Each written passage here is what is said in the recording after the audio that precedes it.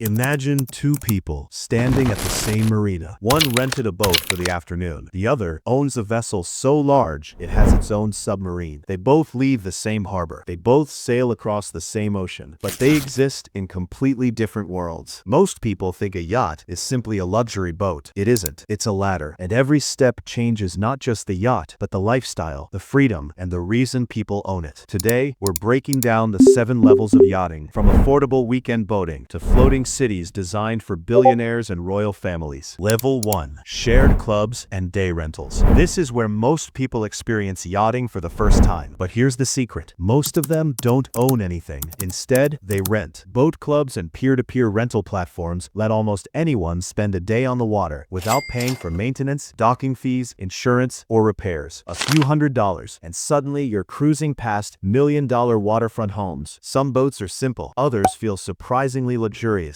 Music, sun deck, cold drinks, open water. For many people, it's everything they imagined, but the experience ends when the clock does. You don't choose the upgrades, you don't customize the boat, and tomorrow, someone else is using it. It's boating without commitment. The front door to the yachting world. Level 2. Private charters. Now things become truly personal. Instead of renting a seat or sharing a boat, you charter the entire yacht. The captain works for you. The schedule belongs to you. Want to leave at sunrise? Done. Prefer a hidden beach instead of the busy marina? No problem. Small luxury motor yachts comfortably host families, friends, or business partners for private day trips or weekend escapes. Lunch is prepared on board. Water toys wait in the back. Every stop happens because you chose it. For birthdays, proposals, or corporate events, chartering creates experiences commercial tourism simply can't match. But eventually, some people stop asking, which yacht can we rent, and start asking, what if we owned one? Level 3. Owner cruisers. Ownership changes everything. Now the yacht is always waiting. Not the rental company, not the charter calendar. Weekend trips become spontaneous. Friday afternoon, the engine starts. Saturday morning, you're anchored beside a quiet island. These yachts typically range from 40 to 70 feet. Large enough for overnight trips, comfortable enough to spend weeks on board. Many include multiple bedrooms, a kitchen, air conditioning, entertainment systems, and enough fuel to explore entire coastlines. For successful entrepreneurs and business owners, this isn't just a toy, it's a second home, one that floats. And unlike vacation houses, the view changes every morning. Level 4. Luxury motor yachts. This is where a yacht stops feeling like a boat and starts feeling like a private resort. Everything becomes larger, longer, quieter, more refined. Step inside and you're greeted by marble floors, handcrafted wood, designer furniture, floor-to-ceiling windows, and lighting that rivals 5-star hotels. Outside, multiple decks offer completely different experiences. One for dining, one for sunbathing, another for evening cocktails as the sun disappears beneath the horizon. The crew quietly handles everything behind the scenes. Fresh meals, perfectly made cabins, fuel, navigation, cleaning, maintenance. Owners don't spend their weekends worrying about engines. They spend them enjoying destinations most tourists never reach. The yacht becomes more than transportation. It becomes the destination itself. For many wealthy families, vacations no longer revolve around hotels. Level 5. Super yachts. Now the rules begin to change. At this level, people stop asking, how big is the yacht? They start asking, what can it do? Super yachts typically stretch well beyond 100 feet. Some carry dozens of crew members. Every guest experiences hotel-level service without ever leaving the ocean. Inside, you'll find spacious master suites, private cinemas, wine cellars, spa rooms, beach clubs, gyms, and elegant dining rooms prepared by world-class chefs. Outside, the real toys begin to appear. Jet skis, sea bobs, luxury tenders, wake boats, inflatable water parks, sometimes even helicopters. A super yacht doesn't simply visit destinations, it creates a private floating resort wherever it anchors. Mediterranean summers, Caribbean winters, remote islands that commercial cruises never reach. The owners aren't just buying luxury, they're buying privacy. Level 6. Megayachts and gigayachts. Eventually, even super yachts aren't enough. That's when engineering starts competing with imagination. These floating giants exceed 150, 200, sometimes even 500 feet in length. From a distance, they don't look like yachts anymore. They resemble floating skyscrapers. Entire teams work on board. Captains, engineers, chefs, security personnel, housekeeping, dive instructors, personal trainers, massage therapists. Some vessels employ more crew than a luxury hotel. The amenities become almost unbelievable. Infinity pools suspended above the the ocean, glass elevators connecting multiple decks, private IMAX-style cinemas, recording studios, basketball courts, snow rooms, beauty salons, medical clinics, luxury boutiques, climate-controlled garages filled with exotic cars. Some even carry submarines, allowing guests to explore the ocean floor before returning for more. This isn't transportation. It's their private island that can cross oceans. But somehow, there's still one level above it. Level 7, Floating Kingdoms. At the very top, money stops being the biggest limitation. Vision becomes the limit. These yachts are built only once, designed specifically for one owner. Every room, every deck, every window, every material, every inch exists because someone imagined it. Some resemble futuristic cities. Others look like royal palaces floating across the sea. Helicopter hangars, multiple swimming pools, private submarines, research laboratories, art galleries, bullet-resistant safe rooms, advanced satellite communication systems. Some even include onboard hospitals and enough fuel and supplies to remain at sea for weeks or even months. Ownership is incredibly rare. These vessels belong to royal families, global business dynasties, heads of state, and individuals whose wealth is measured not in millions, but in generations. For them, the yacht isn't just a home. It isn't just transportation. It isn't even just luxury. It's complete independence, a private world that moves wherever they choose. Why people really buy yachts? Most people assume yachts exist because rich people enjoy expensive things. Sometimes that's true, but it's rarely the full story. For some, a yacht is a place where business deals worth billions happen far from cameras. For others, it's the only place where family can spend uninterrupted time together. Some buy freedom, others buy privacy. Many buy experiences that simply don't exist anywhere on land. The yacht itself isn't the destination, it's the platform. One person rents a boat for a birthday, another builds a floating kingdom for generations.